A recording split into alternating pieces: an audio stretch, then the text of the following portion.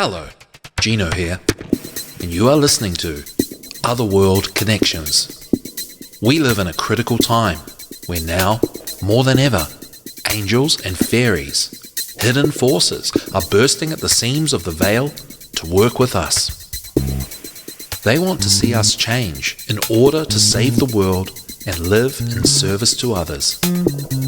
So join me on a journey to empowerment and enlightenment with an angelic angle and a fairy focus, looking into ways to improve our current situation, morality, archetypes, solutions for self-healing, and spiritual sciences in light of theosophy and other occult traditions.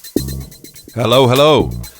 Welcome back to Otherworld Connections. I'm your host Gino, as it said in the intro. And you know what? I apologize for many things, but right now I'm apologizing for all my burps and coughs and even occasional hoiks that I thought were on mute. And since I went on to another platform and we changed to Teams, I know you're probably all sick of hearing about that. Well, my mute button doesn't operate in the way that I just assumed that it was. So I was fake muting. And like a P. Diddy freak off, it's all on tape. Oh my goodness. So all the recent episodes of Otherworld Connections, lucky I don't fart very much. There are no farts on tape. But there are disgusting noises, me blowing my nose, blah, blah, blah. And also I had been sick the last couple of weeks, so it's not about me being sick. It's about creating a less desirable listening environment for you. I am sorry. I don't know what to do. I just have to try not to get freaky on mic. And sometimes I talk into the microphone being silly, thinking that I'm on mute or knowing that I'm on mute. And it used to work, but it doesn't work anymore. So luckily you haven't heard me being silly on the microphone. I am like a big child. And anyway, how you doing today? And I want to say that please consider donating, because this is Revolution.radio. It's the number one listener-supported radio station in the whole world. So please help support our efforts and airtime by visiting the station's donations section on our website, Revolution.radio. You can donate via Patreon, snail mail, via check or money order. The address is on the website. Direct payment to the station's credit union's online banking system called Autobooks. This is an option restricted to the United States and Canada only, and you can donate through cryptocurrency, Bitcoin, Ethereum, and Bitcoin Cash. You may as well give us all your crypto now before the supercomputers figure out the blockchain and destroy Bitcoin. I'm not going to say once and for all, because I liked the idea. And I've got a bit of Bitcoin too. 0.000000. Oh my gosh. Donor Box. It's an international alternative to PayPal. Yay. Donate through that just to say poo-poo to you, PayPal. Advertising on the homepage. You can advertise your pyramid scheme for $25 a month. Better yet, advertise some good, honest services or products for a good, honest price. Because Revolution Radio is offering you a good, honest price of $25 a month. Do you know how many people look at Revolution.radio? It's like the Joe Rogan of viewing pages. But yeah, a lot of people do look at it. I just wanted to remind you that you can find the link to anything I read or refer to during the show in the description. You know all that. And I am a person. I don't know what I was going to say. Let's figure out what to do, what is better to do, how to heal, how to change, how to achieve goals and live successful lives of service by making those otherworld connections. And you know what? We are saving the bees to save ourselves. And believe it or not, it is very much connected to that statement.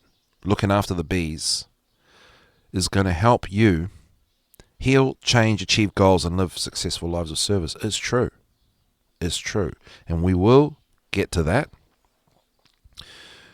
But for the moment, we are looking still at Sally Coulthard's 2019 book, 50 Ways to Help Save the Bees. And I've just got a little story because you didn't ask for it, but I'm going to tell it because I guess I've got the microphone. Our puppy Ernie. Well, we've got a rat in the kitchen. Now, we've got a minor mouse invasion.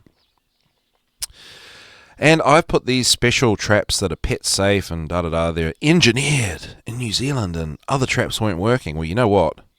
I don't know if these even work so well, but the idea is a dog or a cat or a hedgehog can't get their nose or face trapped in the actual trap because it's enclosed, right?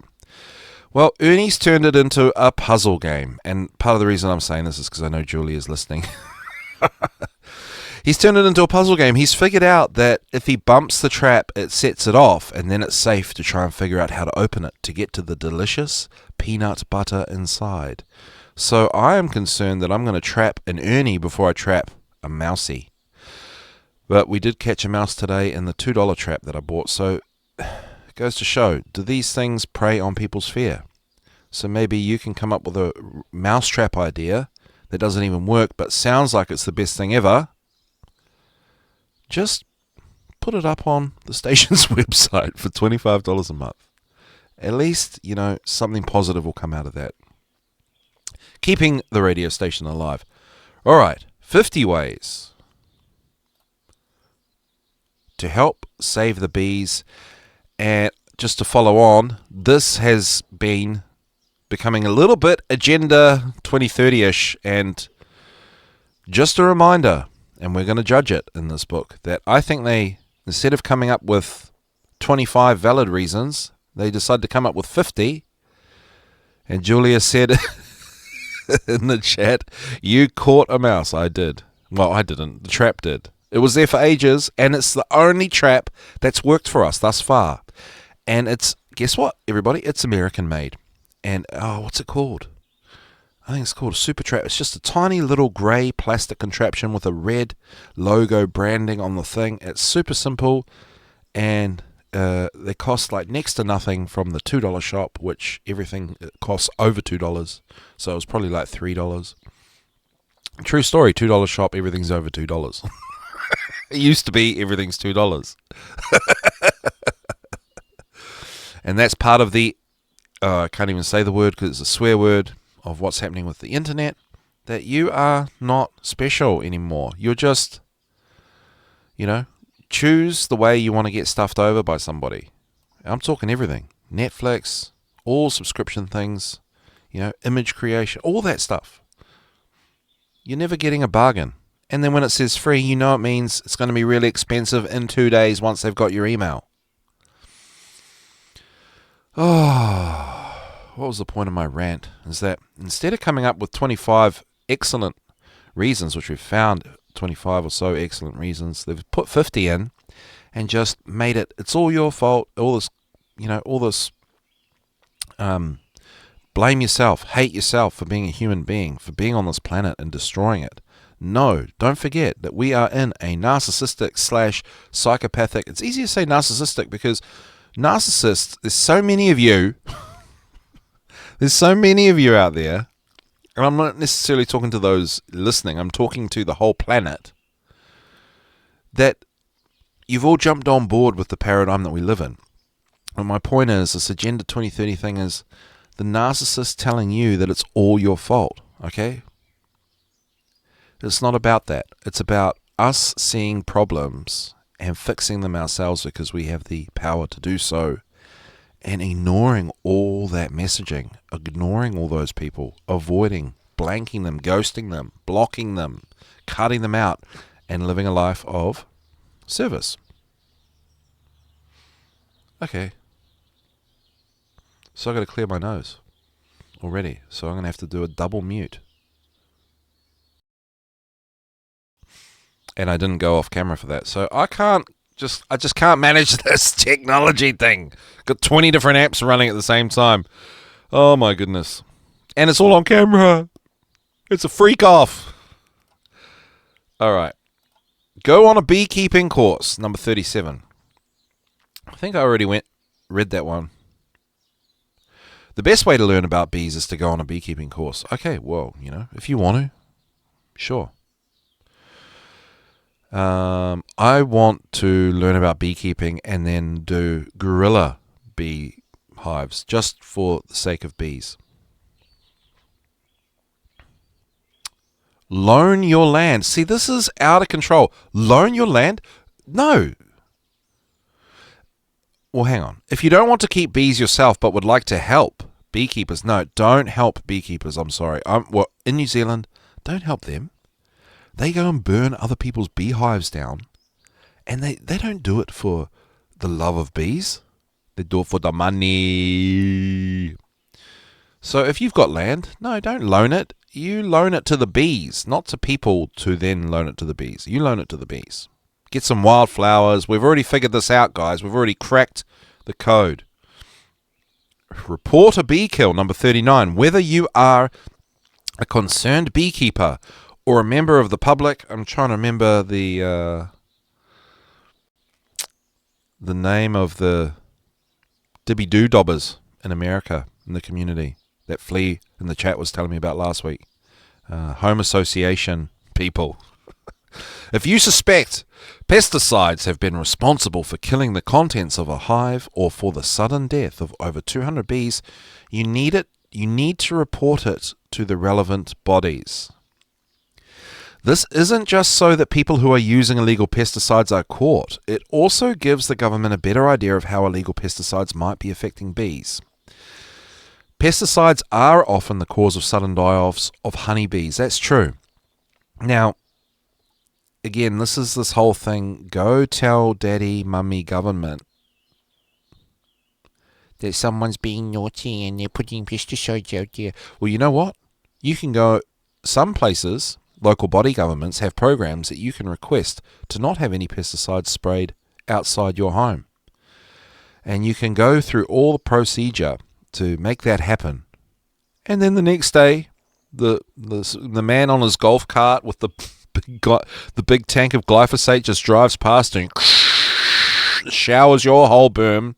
He just does a straight line up the street. He's not looking at a clipboard and going, oh, number 37. Oh, they don't want any. I'll just turn that sprayer off and then I'll just go around here. No, he just smoked a doobie before work, doesn't care, just drives up the street. And most people don't care.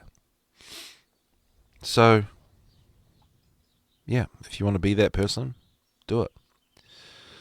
I don't know. We all know the real solution. If you really were like the bee protector, you'd go out there and be like, don't you spray those pesticides, mofo. And then it'll be like the fight scene in They Live. And you fight with this person for half the day and then they're like, you're right. And then you finally win and then they're like, you're right. But really, you probably just go to jail. So I don't know what to say. I'm getting uncomfortable talking about all that. So we're going to move to number 40. Never feed bees honey. Well, you know what? Never leave supermarket honey out for bees. Honey from unknown sources can carry diseases. You know, this whole honey is super special, but honey's really poison. You're not allowed to do anything with it. It's just BS. If there's a dying bee and you only have some honey around as carbohydrates, sugar, you are better to put that in some water and give it to the bee to make him be alive and keep flying than, never feed bees honey. Oh my gosh, I'm such a know-it-all. I know everything. I read this book called 50 Ways to Help Save the Bees and Commit Suicide at the Same Time. But yeah, global warming, right? It's all your fault. You got to kill yourself, kind of thing. Don't do it. Just save the bees, however best you can. And the thing is, here's the thing. I'm going to get better at being able to verbalize this, but what I'm trying to say is, all these contemporary books on, taking initiative and basically being a leader, they're always tempered with, there's all these things you're not allowed to do. And think about the times where you've used your initiative out there in the 3D reality, and all these people start showing up and saying, you're doing that wrong, you're doing that wrong, you're doing that wrong. Well, that voice, that nagging voice that ends up in your head is from other people. It's not your stuff, okay? It's other people's stuff. It's these people, and these are the evil people. I'm sorry. Going up to someone while they're trying to do good in the world and telling them they're doing it wrong and this, that, and the other thing. No, those people are evil. That is evil. I mean, how many times does that happen? No one wants to touch it. No, something happens in the world. No one wants to touch it with a barge pole. Someone has the courage and the care to show up and do something about it, and then suddenly all these people manifest out of nowhere and say, what are you doing? That's wrong, that's wrong, that's wrong. I know better than you, I know better than you. And then they try and take the glory, or they try and make you look like some kind of a-hole dude. So yeah, that disapproving parent ends up in a lot of these contemporary books on how to do things. So anyway, never feed bees honey. Okay, so if you've got sugar around, do that. Of course. But then this whole, honey from unknown sources. What's an unknown source? In New Zealand, it's illegal to have a beehive. And you want to come into the country with honey? No, not allowed. You probably go to jail longer than if you murdered somebody here. No, you wouldn't go to jail. You just get a fine. Number 41. Learn about natural beekeeping.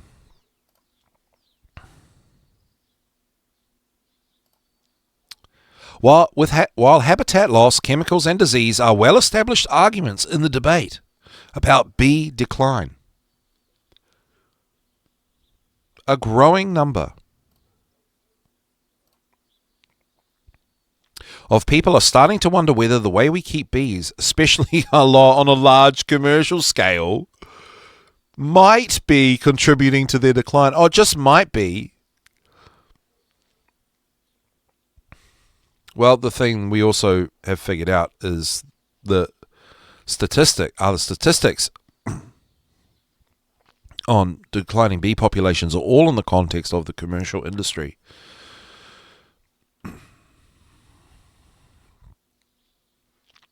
Apicentric or natural beekeeping. Yeah. Let's read this, okay. It focuses on a type of beekeeping that aims to keep bees in hives more suited to their natural behavior and needs, rather than the convenience of the beekeeper.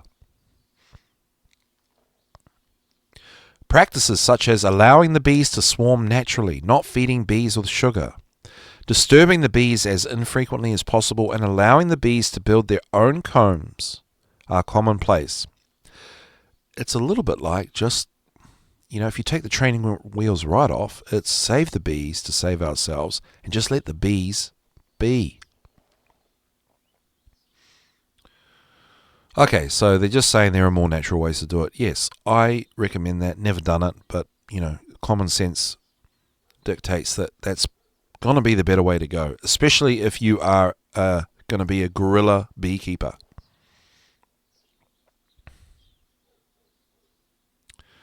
Yeah, more challenging and less productive. Well, okay. But maybe there's less time involved.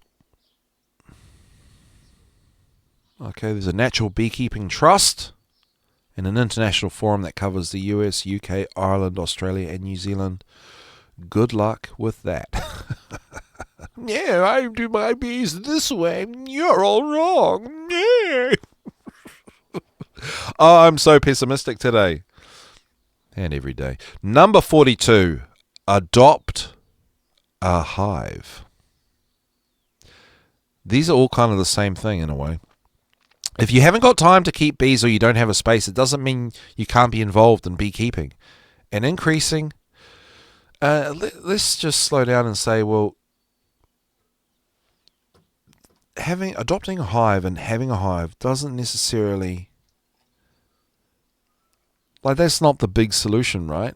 The biggest solution I've seen so far, and we've seen so far, and this is anecdotal as well, is to just get some flowers going. If the whole world, like, what if there was a global floral trail that a bee could start at one point and just go in a straight line? Anyway. I know, mister. I've got Ernie bothering me now. Well, I know you want to play. You want to play while I'm talking into the mic. I'll try my best. We need an Ernie cam for the video. That'll be fun. Might get some views. Might get some views for once. For all the people that do listen and chime in as well, I really do appreciate it. I don't even think I get one view.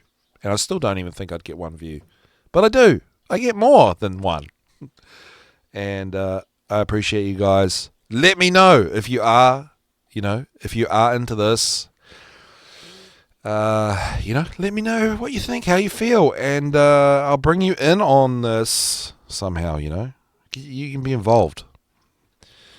No, I don't mean the bees, just the show. Okay, high fives. Getting high fives from Ernie. Yep, high five. High five. Oh dear, this is a Gino babysitting Ernie show. Okay, I might put the camera on you in a minute. So yeah, adopting a hive. Oh yeah, so schools, organizations. Yeah, that's cool. So maybe you have a business, and you have a rooftop, and you can find that's like beautifying, right? So yeah, maybe you have something that you would like bees to be on. And I do know that some of these beekeepers that are looking for that, urban beekeeping is a thing, and they pay you in honey. So you might have, say, a rooftop apartment, and you can find a beekeeping association or what have you that does urban stuff, and allow them to put a hive. These are often local body government initiatives and all that sort of thing. So yeah, it depends on your situation, right? Save a swarm, number 43. What do you do if you find a swarm of honeybees in your garden? Well, be happy. While it can be scary to see a mass of tens of thousands of bees hanging off a tree branch or a lamppost, swarming honeybees are actually at their gentlest. Before they leave the hive in search of a new home, the swarm will gorge itself on food for the arduous journey ahead. This makes them particularly docile and very unlikely to sting unless provoked. Just one moment.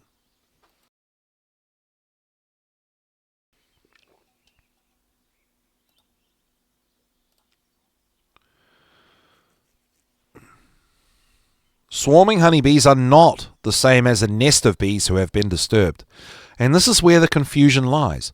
Bees who are protecting their hive can be aggressive if their home is disturbed or damaged.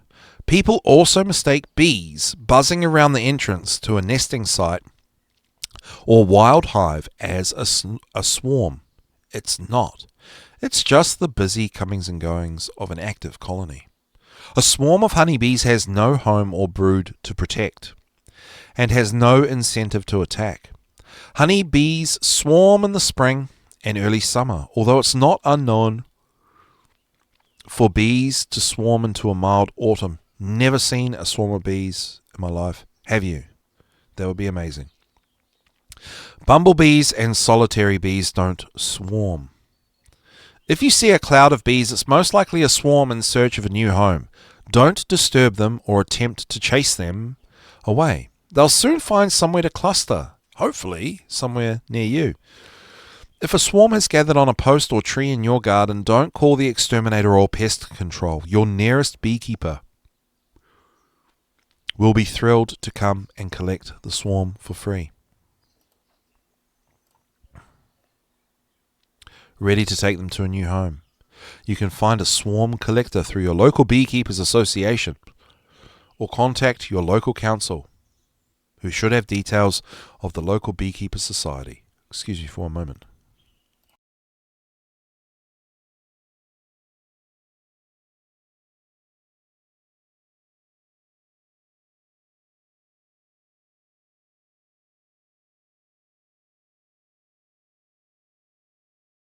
Oh, that was better. You didn't hear that, did you? And you didn't see it either. I got away with that little freak off there. All right. It's not a good idea to collect a swarm if you don't know what you're doing. Okay. Not only are you likely to get badly stung, even though they said that they don't do that when they're in a swarm, basically.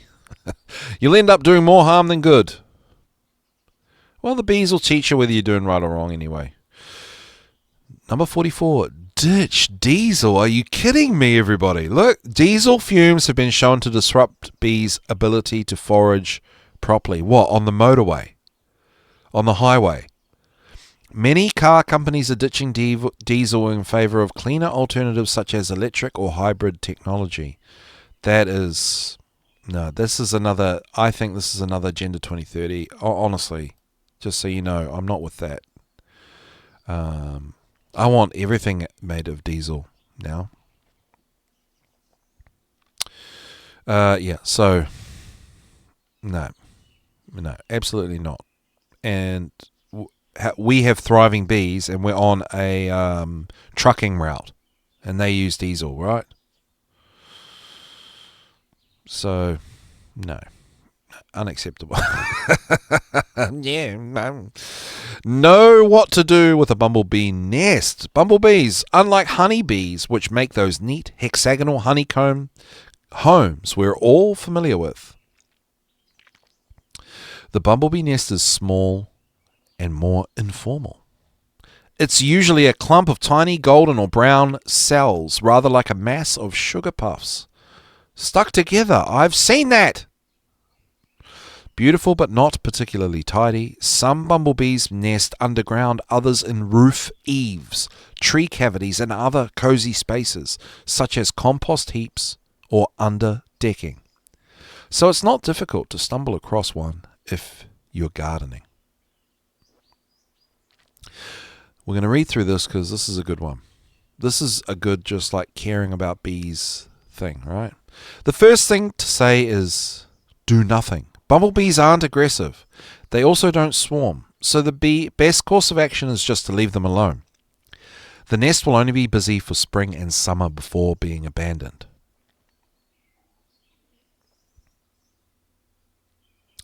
If you disturb a nest by accident, it's best to simply stop what you're doing and commit suicide. I'm just kidding. Let the bees repair any damage. If you try to cobble it back together or move it, you usually end up doing more harm than good. Beekeepers won't be able to relocate a nest of bumblebees, but if a nest is causing real issues, you can find more information about rerouting a nest entrance at bumblebeeconservation.org. Just one moment.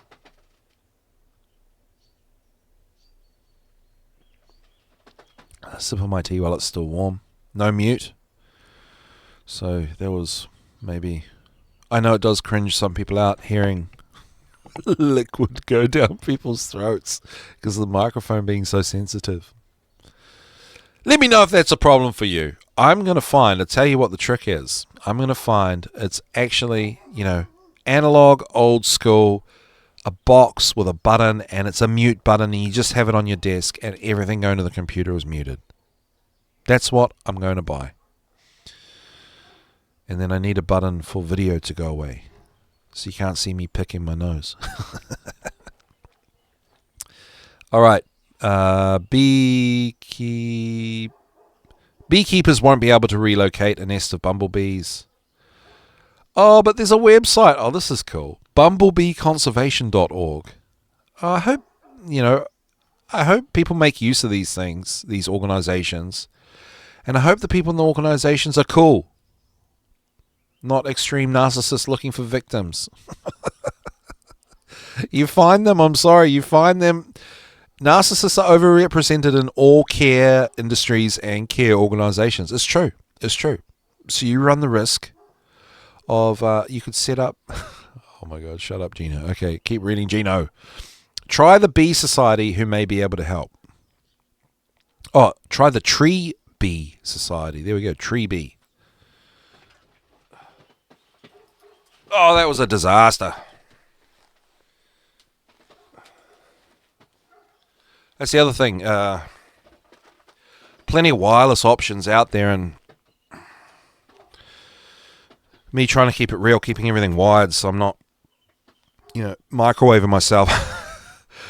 Oh, it's just spaghetti junction over here, and I keep getting cables twisted in the wheels of my seat, and blah blah blah. Yeah, exciting news. So yes,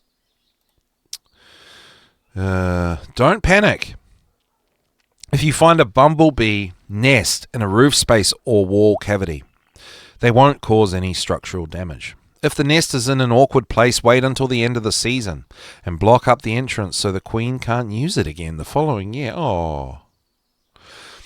If you see a cloud of bumblebees flying around the entrance to a nest in summer, usually an old bird box or in the roof eaves, these are male bees eagerly awaiting the emergence of the new queen. They can't sting. Oh, number 46. Teach bee whispering.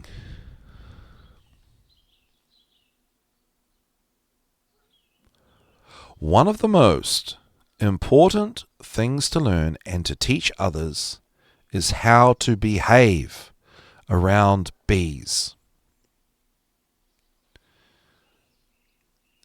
I agree. People, especially children, tend to panic if a bee flies close by. But wild flailing of hands and swatting at bees often makes the situation more risky. And I think this is the thing that really needs to change. We need to have a reverence for the bees, and a little bit of knowledge about the bees, and respect for the bees, and care for the bees. And that is going to be, it's really going to be the turning point. There's a correspondence between people panicking around bees and what we're seeing in the world right now as we descend down into poo-poo toilet land. And to stay calm near bees. Bees are quick to sense movement, and jerky or flapping motions may be interpreted as a threat. Understand what annoys bees. They often interpret dark coloured clothing as a threat, including red. Wear light coloured clothes when possible. The jury is out on whether wearing perfume and other scented products, actively attracts bees. While it's probably best to avoid wearing anything highly scented, if you're likely to be where there are lots of bees, that is, inspecting a hive, a new research suggests that bees who are exhibiting aggressive behavior seem to calm down when they are exposed to floral scents such as lavender. This is because the bee thinks the scent is coming from a food source instead of a threat. You know what? I was up on the corrugated iron roof, preparing it to be painted, and I put a roof cleaning product on, which kind of smells bleachy. It smells a bit like bleach, but obviously it's something not good, right? And that attracted bees. There's all these bees coming up onto the roof. I mean, how far away were they? They would have been at least down on the flower beds. And they came all the way up and they're hanging around. What the heck was in that cleaning product? I think it was like limonene, some lemon extract.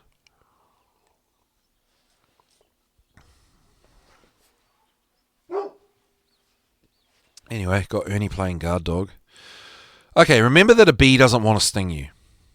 It's almost always a worse outcome for the bee. If a bee lands on you, stay still and let the bee fly away in its own time.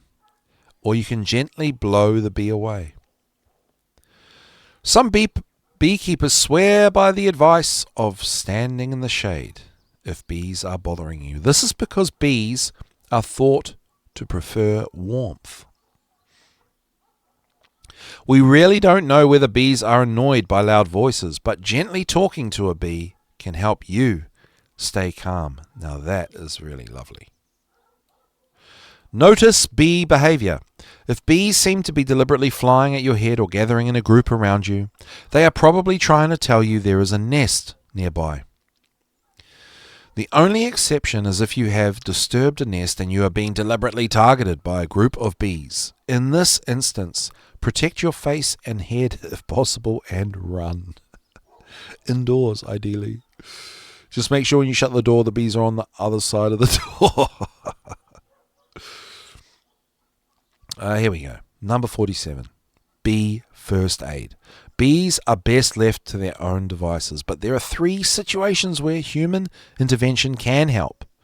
Learning a little first aid could help rescue a bee in trouble. It might seem pointless when a bee has such a limited lifespan, but each individual bee plays a vital role in the maintenance of the wider population.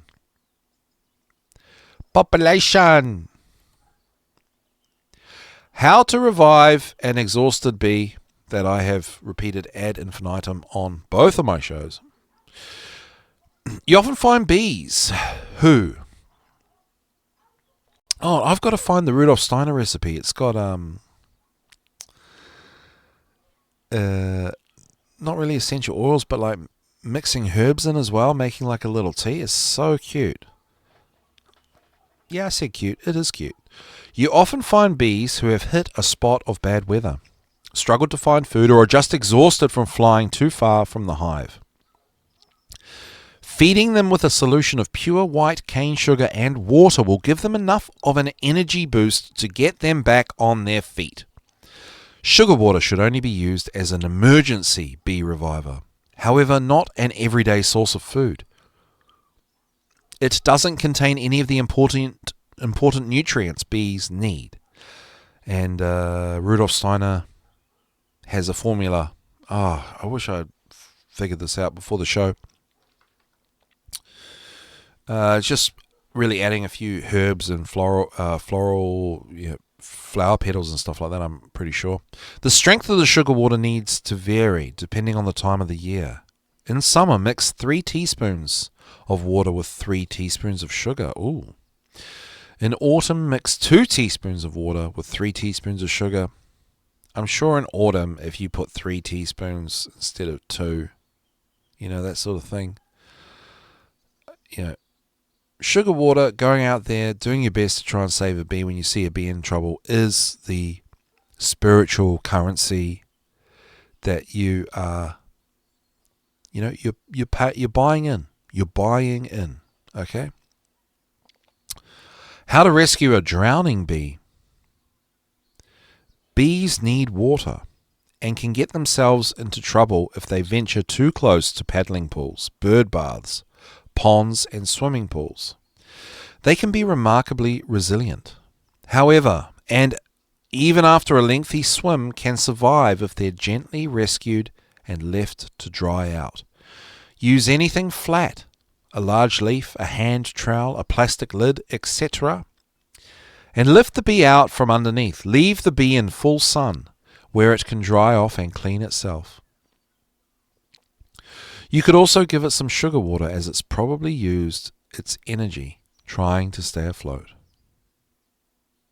How to get a bee out of a house or a car.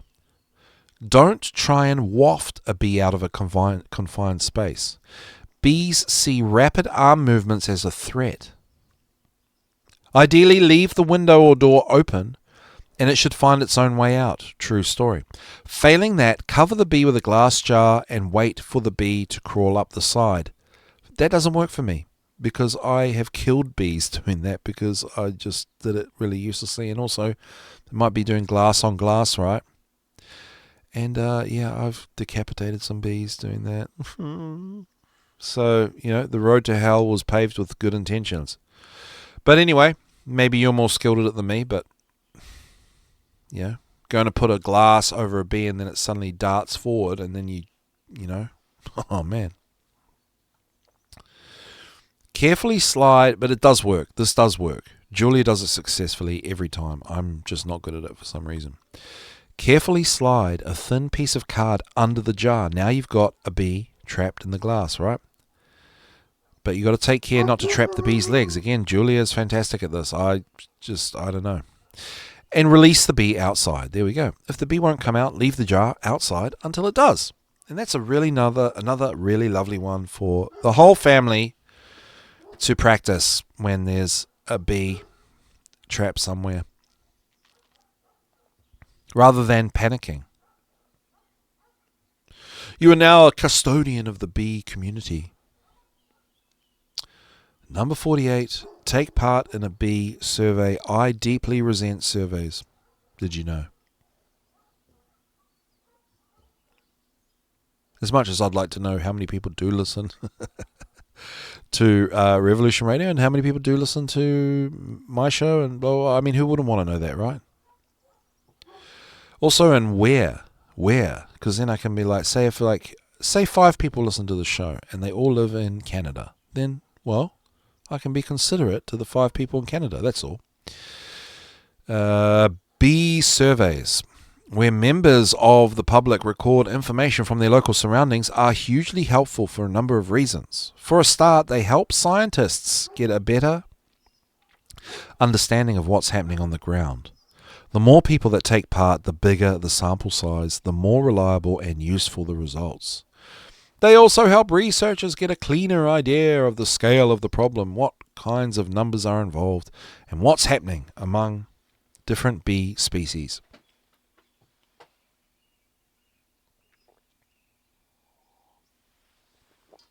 During Friends of the Earth's Great British Bee Count in 2018, for example, nearly 500,000 bee sightings were submitted. Oh my God, yeah, well I hope so. A bee sighting, and you submit that. Oh, from the Shetland Islands down to the Isles of Scilly. Covering 50 different species.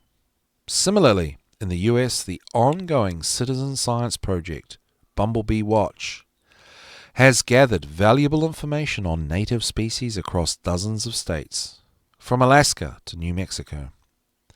The results from bee surveys not only help reverse the decline of bee populations, but they also flag up interesting and unexpected data. Not all bad.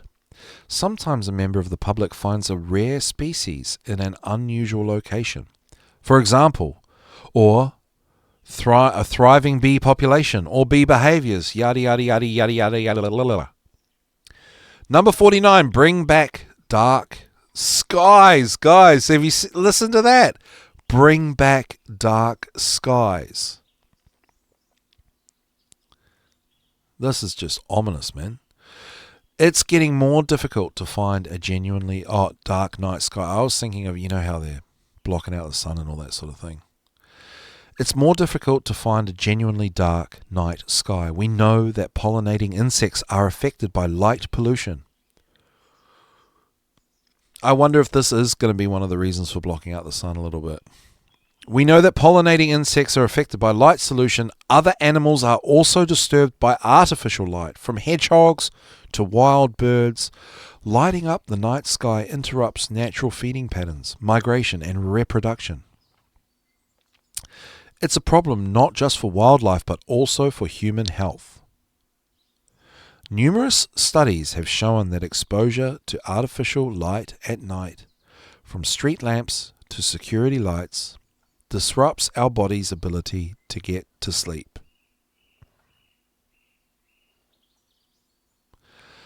A number of organizations are working hard to get the situation changed.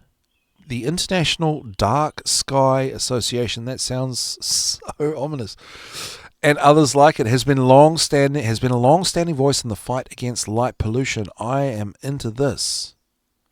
Now that I'm in a semi-rural town, the streetlights kill me. Why? Because I go for a walk along the river and, 100 meters or so, and you're kind of quote-unquote out of town, and you start to see your eyes adjust, and then you start coming back towards the house, and the street lights are blinding. You can't see where you're going. Yeah, I do like to walk on walkways. I'm that guy that walks on walkways in the middle of the night. Well, we're in New Zealand. I've got my dog with me. But it's fun.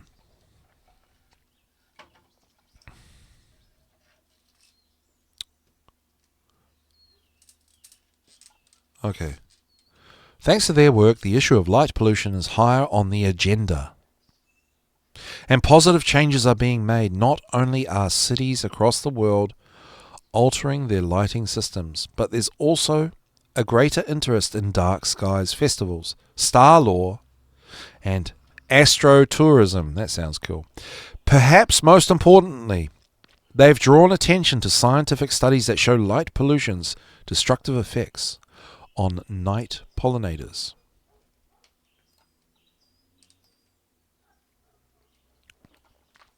Nocturnal mammals.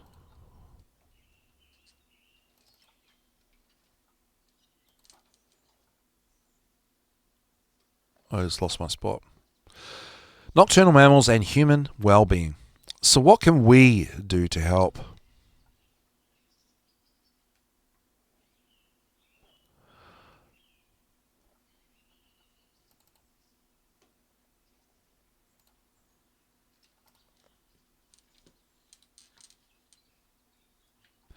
On a domestic scale, we can all reduce our reliance on outdoor lighting.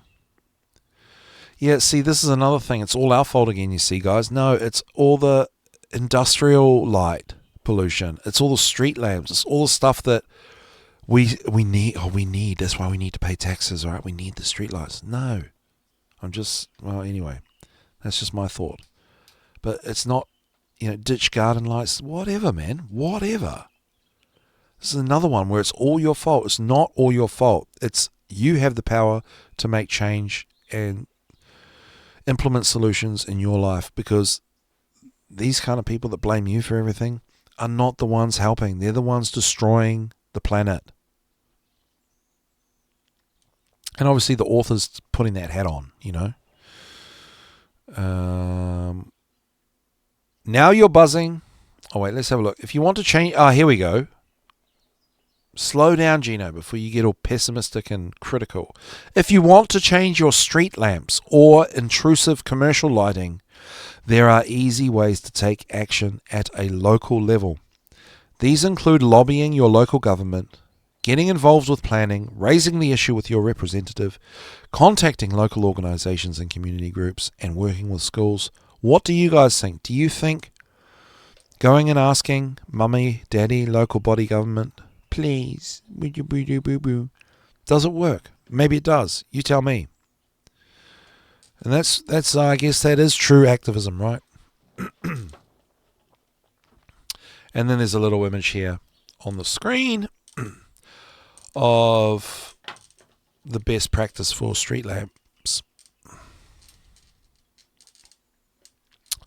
One that's focused onto the street is best, and one that is omnidirectional is the worst. All right. Now that you are buzzing, pass it on. Now you know what to do. Become a bee champion. Raise awareness on social media. Spread what you've learned to friends and family. Give a talk at a local school or a community group. Share this book. Be inspired. Are you inspired?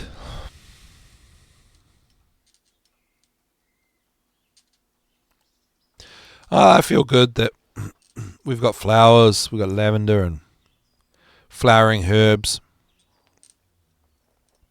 that the bees like, and there's just nothing nicer knowing that you know these things and seeing a bee on your property and thinking, yeah,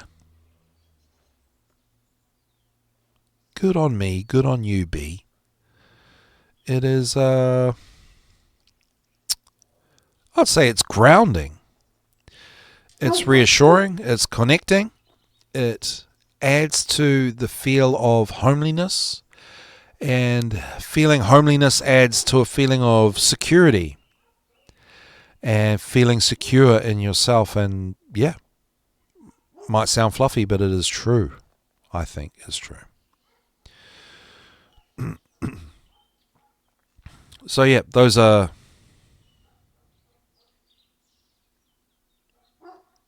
things worth doing. So the big takeaways, I say, are flowers. Wild flowers, you can easily just scatter them around. If possible, if you live in an apartment, having some kind of flowering herbs on your kitchen sink.